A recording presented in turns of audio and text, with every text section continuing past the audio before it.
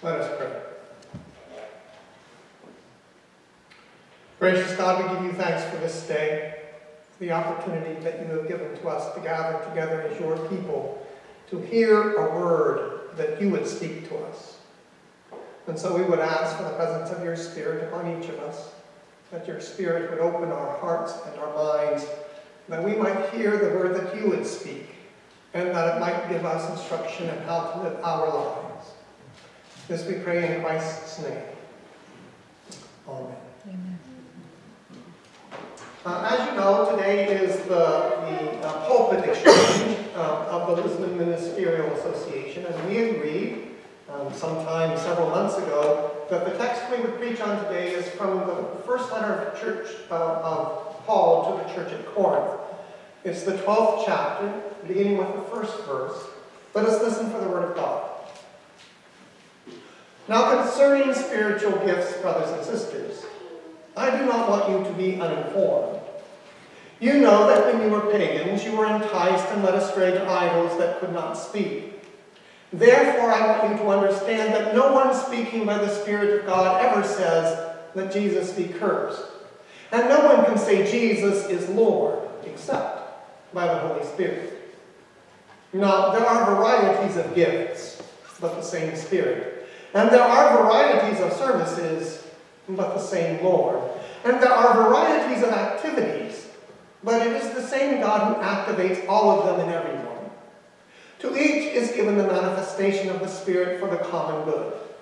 To one is given through the Spirit the utterance of wisdom, and to another the utterance of knowledge according to the same Spirit.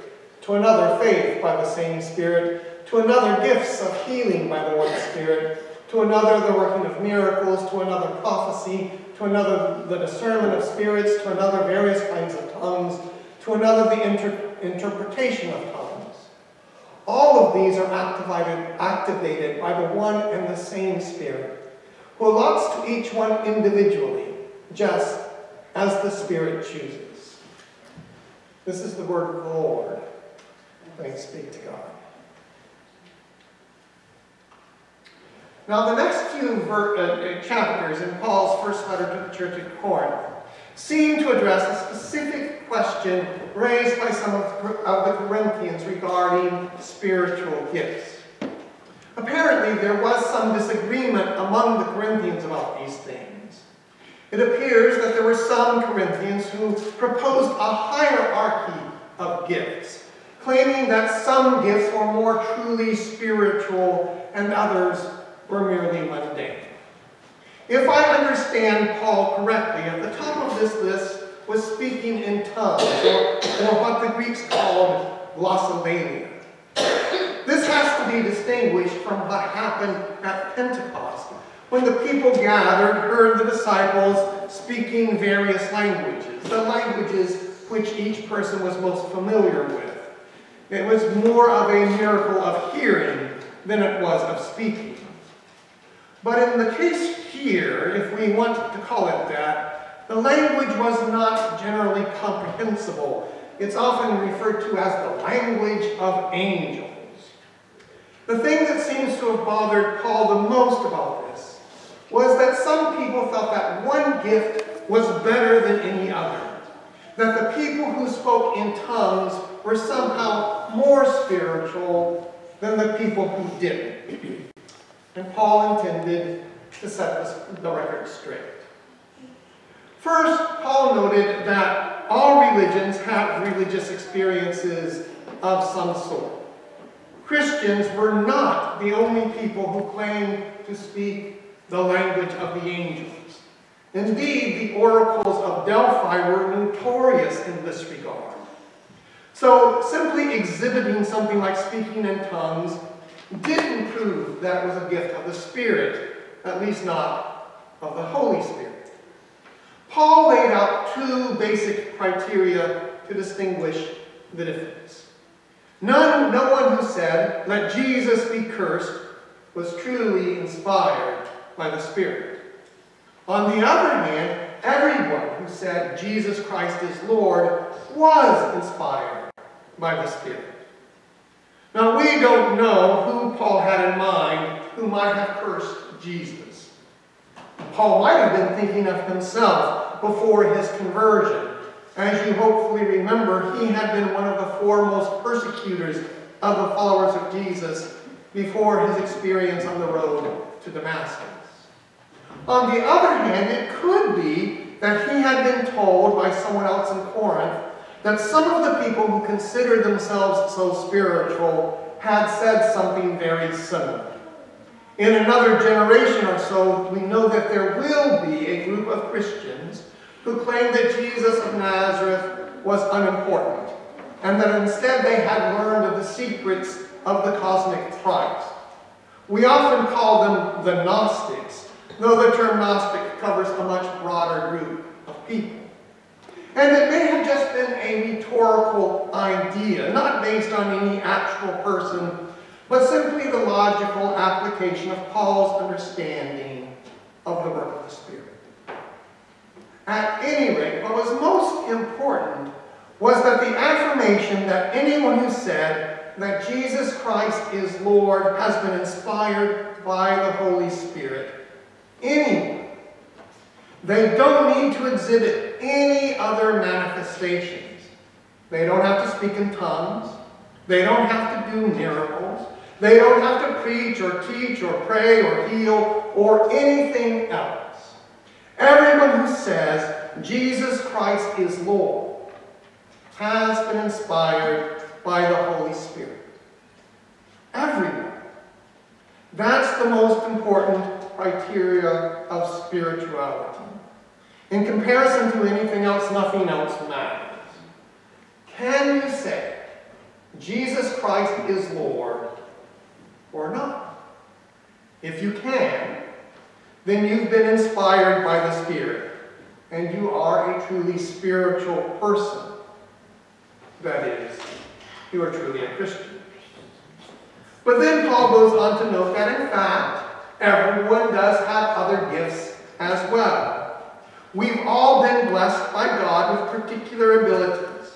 And if we use those abilities in the service of Jesus Christ, then they are spiritual gifts. He eventually gets around to giving us a list, but it was a list that was meant to be illustrative, not exhaustive. He has other lists in other letters, even in 1 Corinthians, that include different examples.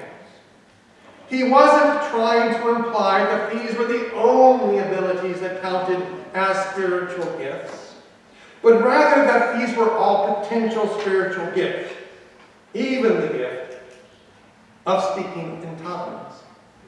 But along the way, Paul added a second criteria to help us know whether or not our abilities are gifts of the Spirit. The first criteria was the simple acknowledgement that Jesus Christ was Lord.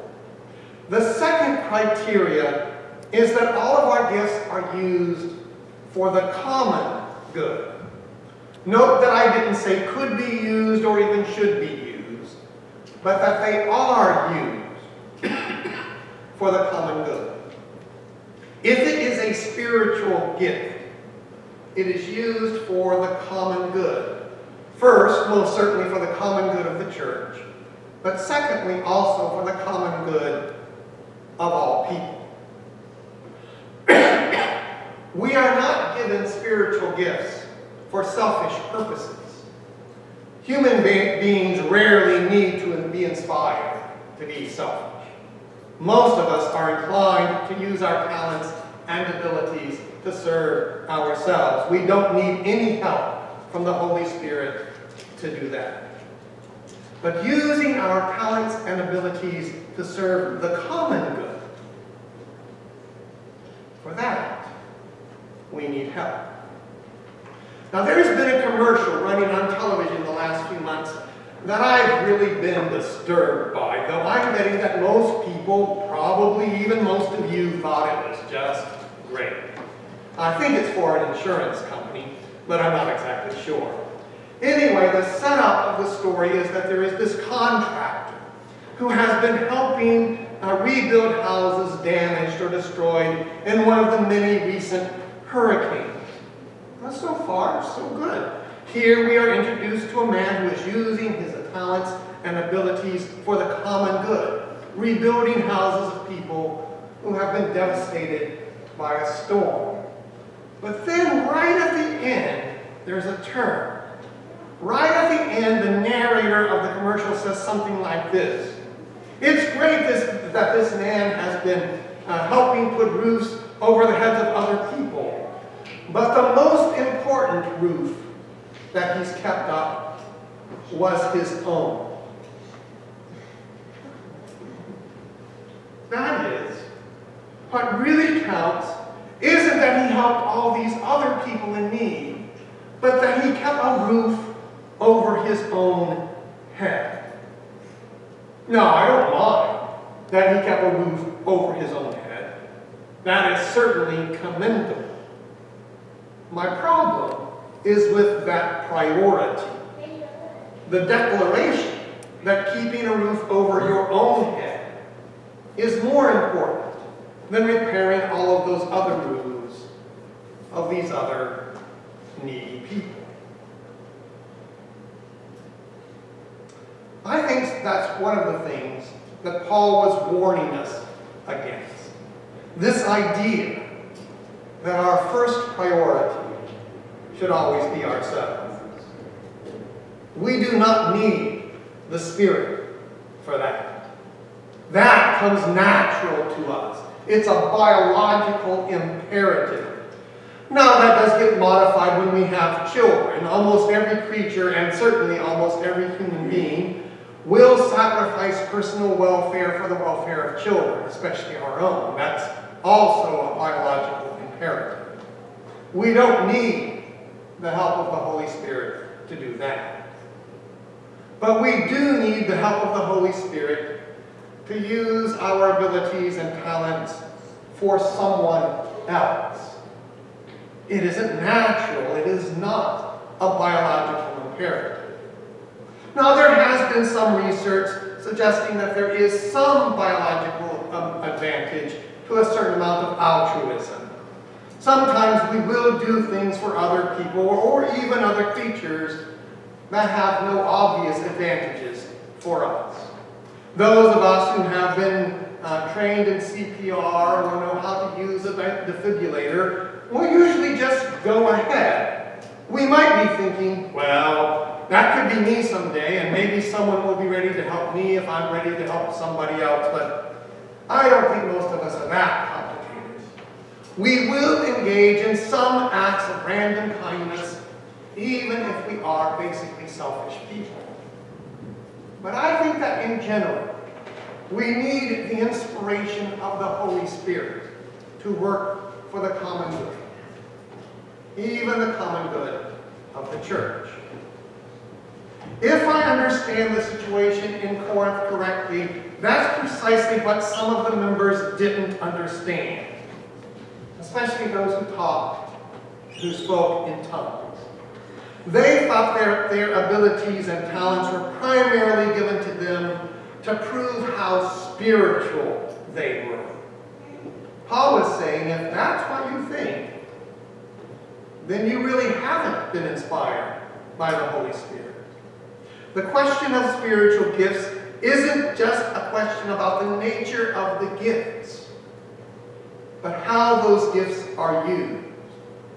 If your talent or ability is used for selfish purposes, it is not a spiritual gift. No matter what that gift is, whether you're speaking in tongues, performing miracles, or preaching a sermon. If the purpose of the use of that gift isn't the common good, it is not a spiritual gift. Simple as that. Now, that's not how the Corinthians were thinking. Not all of them anyway. I dare say it isn't how most modern Americans think either. How could it be that someone could do a miracle and not be inspired by the Holy Spirit? But Paul knew that Christians were not the only people who claimed to do miracles. Indeed, for centuries, Christians believed that people called witches could do things that appeared miraculous. That didn't mean that they thought that every miracle had been inspired by the Holy Spirit. Paul was simply trying to show us how to tell the difference. Miracles done for evil purposes or simply for selfish purposes weren't spiritual gifts. They weren't inspired by the Holy Spirit. Miracles that serve the common good, on the other hand, those are the work of the Spirit. That's how we can tell. Does it serve the common good? Then it's a spiritual gift, what Paul called a charismata, a word that he seemed to have made up himself. Now, that doesn't mean that the individual manifesting that spiritual gift can't benefit. It is the common good, after all. And everyone is included in that common good, even those manifesting these spiritual gifts. So if I preach to myself as much as I preach to you, that's fine. To the extent I preach only to myself, I don't need any inspiration to do that. But when I preach to you too, then I hope to serve the common good. I hope to manifest the Spirit. So too, whatever you do, if it serves only you, then the Spirit is not involved. But if it serves the common good, even if you also benefit, then we can be sure that it is a movement of the Spirit. One final thought. I don't mean to leave the impression that we aren't involved in the decision to serve the common good. We are not supposed to wait for the Holy Spirit every time. Everything we do, we should do with the common good in mind. Okay, I know we can't really do that. None of us can. We are always going to do some things for selfish reasons, as long as we are human. But if we really mean it when we say Jesus Christ is Lord, then the common good is always going to matter to us. Maybe not all the time, but often, hopefully even most of the time. If it doesn't, if the common good doesn't matter, then the Spirit is not in us. So the common good should always be our goal. Maybe we can only do that because of the Spirit, but I can't finally think only that way. I have to think about what I intend. I have to think about my goals, and one of the most important of those goals has to be the common good, or I'm not really being Christian. I'm not really being a spiritual person, no matter how religious I might think I am. Strive for the common good. Use the talents and abilities God has given you in the service of all of God's people. Then you will know that the Spirit has been at work within you. Praise be to God.